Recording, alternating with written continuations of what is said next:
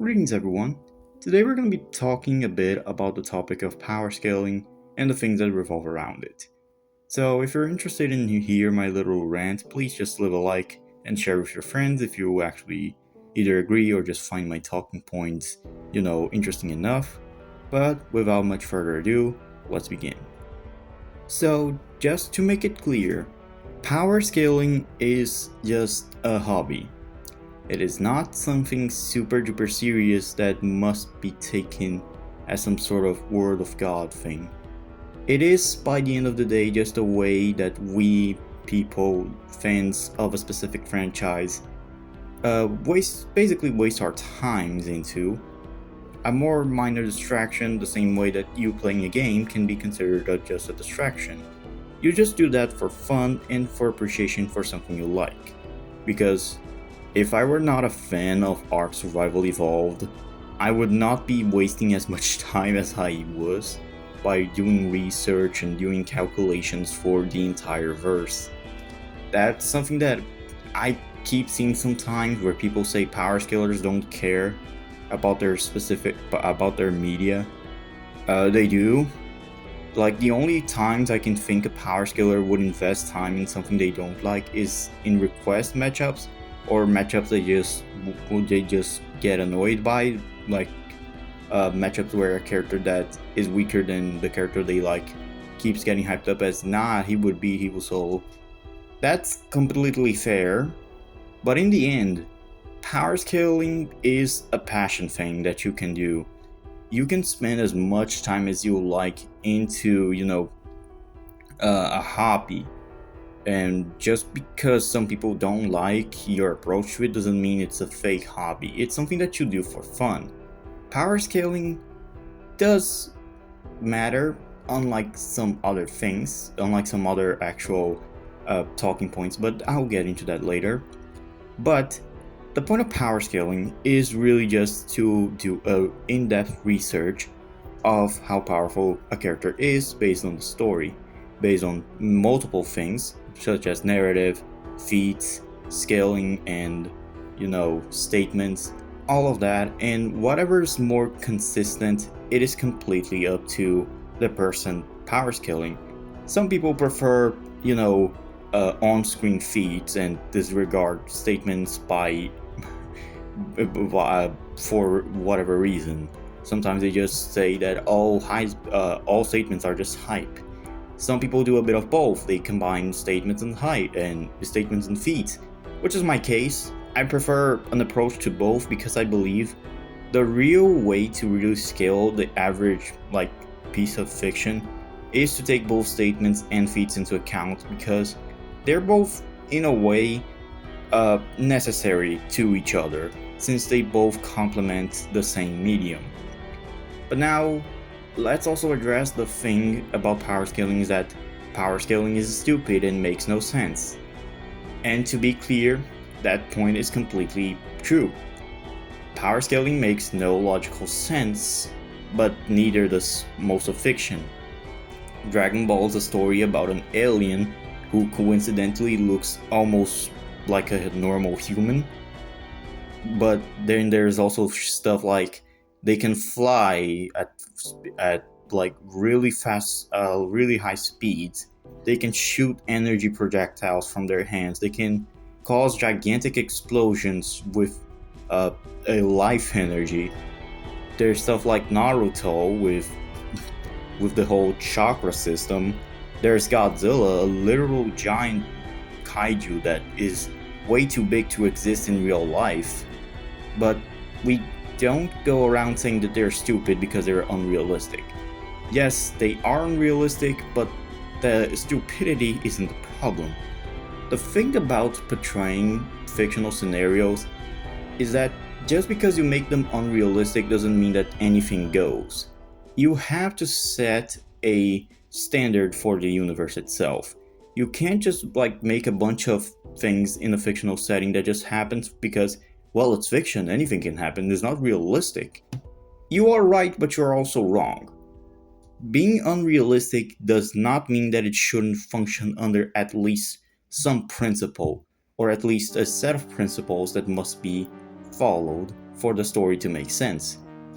Like, no one's gonna come up and say, well, Berserker has literal gods and big ass demons that kill and do things with people, so the story is unrealistic, therefore it's bad and it's stupid.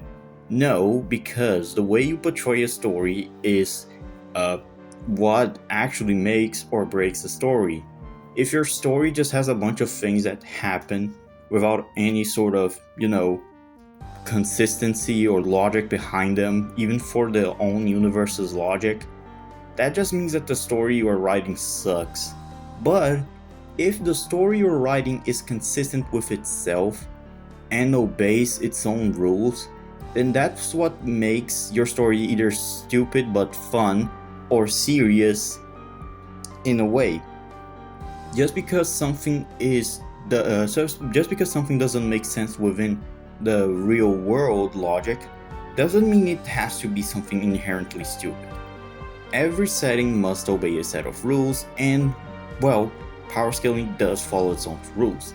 Yes, from a realistic standpoint, they don't really make a lot of sense, but we are not measuring the power of real people or animals. We're using that to power scale fictional characters who, by definition, are not bound by normal real-life rules. To some extent they do, but at the same time, they can surpass those rules. You can have characters move at speeds like the Flash, the guy who can move faster than the speed of light. Realistically, one, no object with mass can achieve the speed of light. Two, if Flash moved as fast as he did in the comics, realistically, he would basically destroy the planet, if not the universe. And that's fine. There's nothing wrong with, writing characters to be able to do superhuman stuff that realistically would either kill them or destroy the entire planet. Because what really matters in a fictional story is not how close it follows reality, but how thoroughly it follows its own established rules. If, per se, I create a fictional world where only wizards using orange capes can use lightning, and then a wizard with a red cape uses lightning too, I never provide any justification. I never explain why he's capable of doing something that, by the story's own rules, should not be possible. That just because, it's a fictional story, it's a story about wizards, therefore don't try to make sense of things. No. There needs to be method to the madness. That's something that every fictional story should have. Sure, some stories are more closer to reality than the other stories. Some pieces of fiction are, just real shows like The Office, which are just a bunch of people, The Big Bang Theory. Those shows are not exactly, they are fictional, sure, but they're still like shows that cover real life, so they don't deviate from reality a lot. Maybe in the sense of how characters act and work, but when it comes to physics and what the characters accomplish, like the kind of stuff that they are able to do, that's more or less realistic. But what about characters like John Wick or Dexter Morgan? Well, that's where it gets a bit complicated. Technically, from the story standpoint, these guys are just normal human beings. Not some super soldiers, not some cyber augmented human beings. No, they're just dudes. They're just guys who are really skilled with guns. But in the movies, we see them be capable of stuff that probably even the pinnacle of a human being wouldn't be able to accomplish. But that doesn't matter, because it's still a fictional story that, despite following the rules of reality, still bends it a bit so that the story can have its entertainment factor and the story itself can have its weight. So no, just because something doesn't make sense within the real world logic doesn't inherently mean that it is stupid. It can be stupid in the sense that if from a realistic perspective, that thing should not function, but it does in the fictional world, so there's nothing really you can do. Another point that I want to talk about is how powerful characters are portrayed to be. And this is going to be my most controversial point in this video, but here it comes. I genuinely believe that people believe characters are powerful not because they are, but because of how flashy they look. Godzilla from the Monsterverse, Asura's Wrath, and Saitama, they are absolutely powerful characters, but they're not that powerful.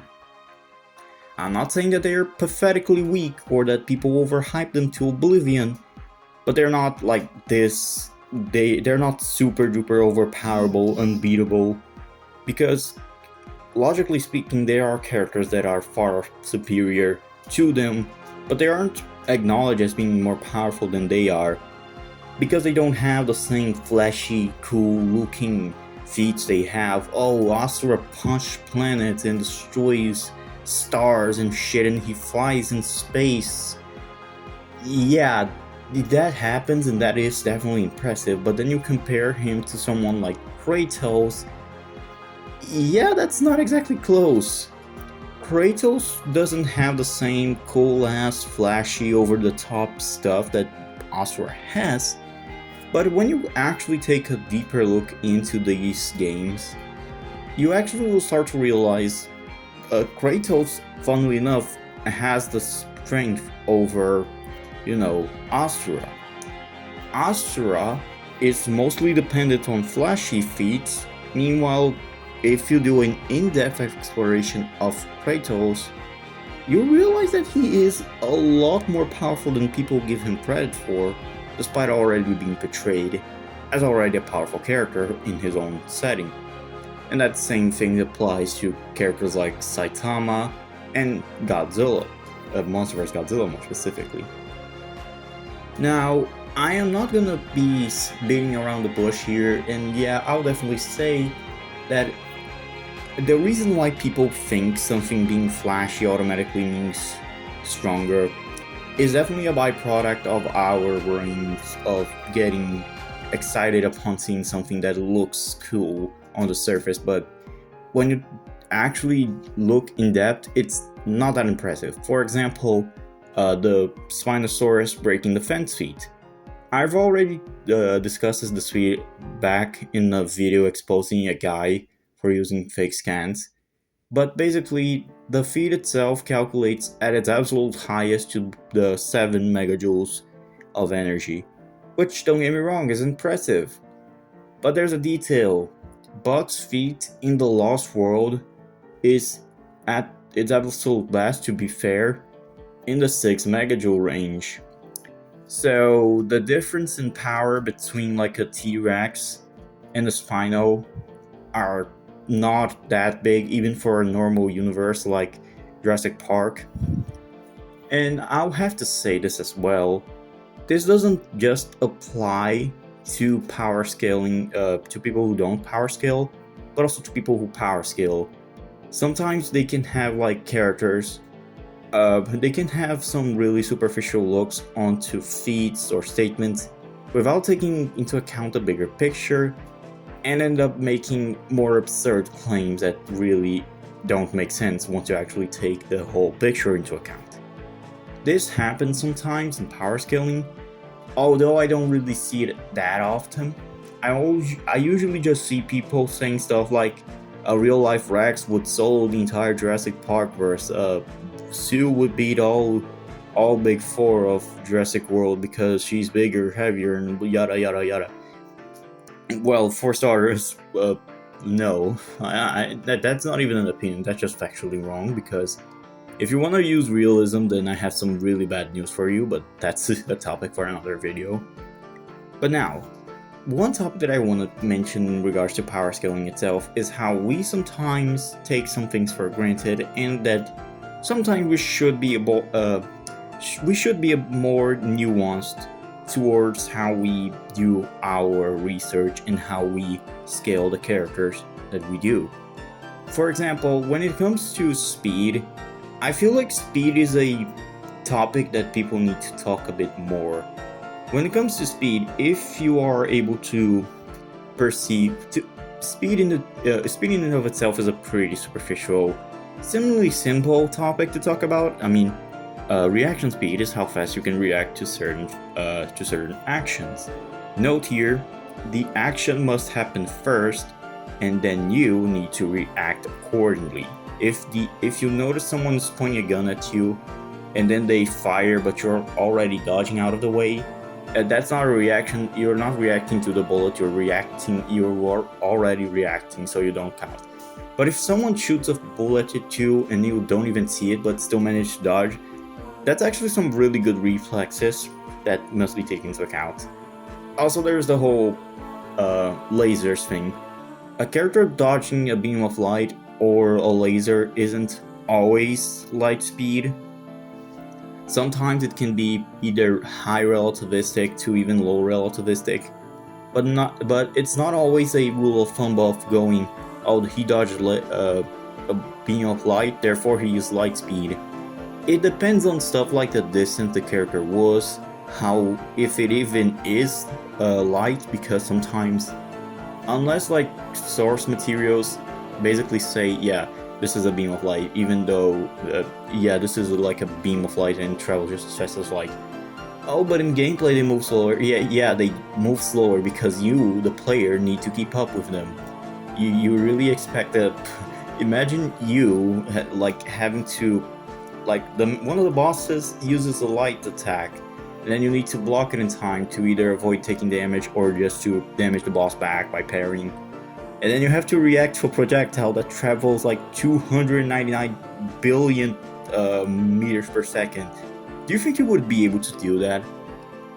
Like, do you think you would have, if the boss has a wind up or something like that, do you think you would be able to press the button in time before the attacks hit you? I don't think so.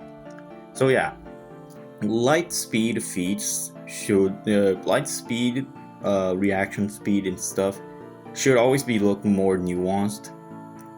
And one last topic that I want to talk about for today's video is durability.